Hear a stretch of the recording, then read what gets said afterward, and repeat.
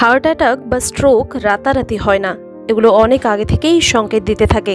শুধু আমরা হয়তো সেই সংকেতগুলো ঠিকভাবে বুঝতে পারি না। সম্প্রতি দক্ষিণ কোরিয়া ও যুক্তরাষ্ট্রের প্রায় 90 লাখ মানুষের স্বাস্থ্যের তথ্য নিয়ে একটি বিশাল গবেষণা হয়েছে।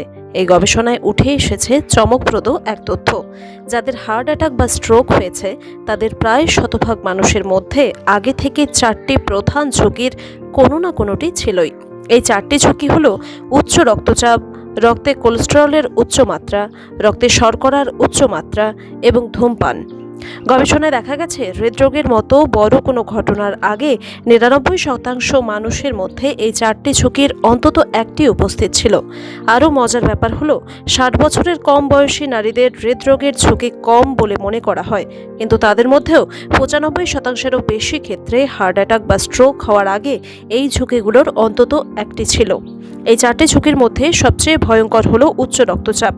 যুক্তরাষ্ট্র ও দক্ষিণ কোরিয়া উভয় দেশেই দেখা গেছে যাদের হার্ট অ্যাটাক, স্ট্রোক বা হার্ট ফেলিয়ার হয়েছে তাদের 93%-এর বেশি মানুষের আগে থেকেই উচ্চ রক্তচাপ ছিল।